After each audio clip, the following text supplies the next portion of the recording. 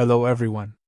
Today, I'd like to demonstrate how to use the QO-TDCC8 Time Tagger 8-channel device across different platforms. Platform 1, Raspberry Pi 4 2GB and Platform 2, iPad Air Gen 5.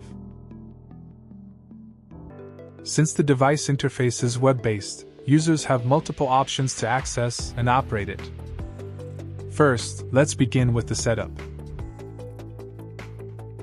The TDCC features 2 output channels, 1 start channel, 8 input channels, a reference output, a 5V power input, a micro USB port, an Ethernet port, and an SD card slot. For now, we're only connecting the power supply to the device.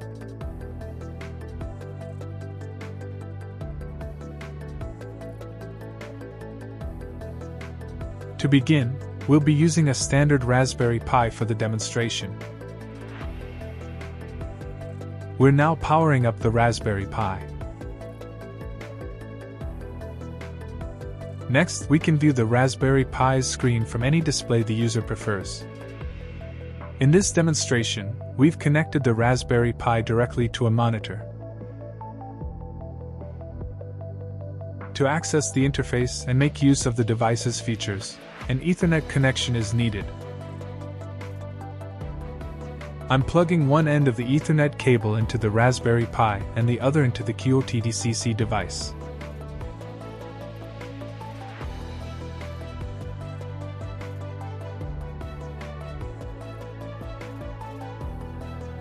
For every new platform, the first step is configuring the IP settings. As you can see, my Ethernet 0 port is assigned the IP address 192.168.1.11. Now, let's power on the device and launch the interface.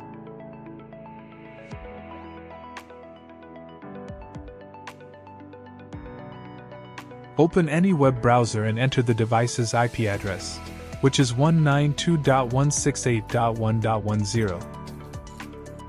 If the interface doesn't open, check your Ethernet connection and settings, restart the device, and try again.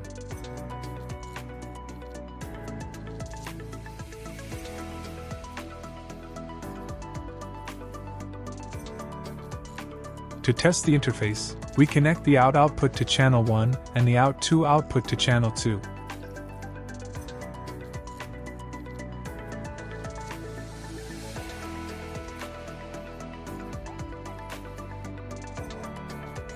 Next, we go to the Delay Pattern Generator tab to control the output channels. Here, we set the clock values we want for the 2 generators.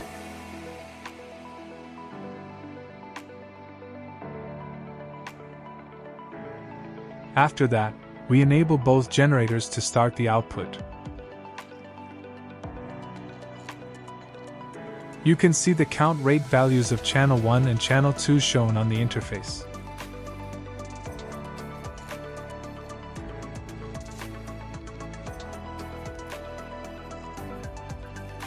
When we modify the data in the generator, the changes can be monitored from the Count Rates tab.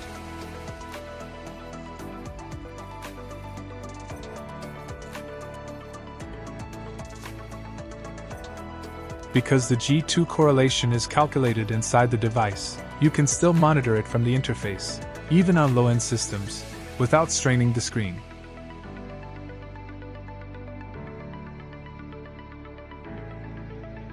Next, we'll use a standard iPad as our second platform. For the Ethernet connection, we use the Type-C to Ethernet adapter.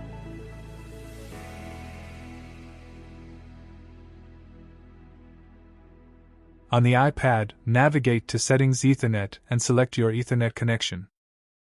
Next, change the Configure IP option from automatic to manual. Set the IP address to 192.168.1.11 and the subnet to 255.255.255.0, then save the settings. Next, open any web browser and enter 192.168.1.10 to access the interface.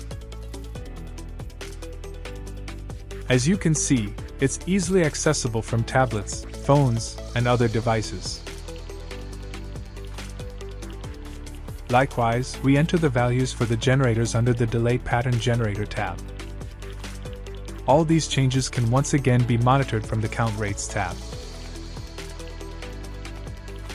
You can also view the G2 correlation histogram directly from the interface.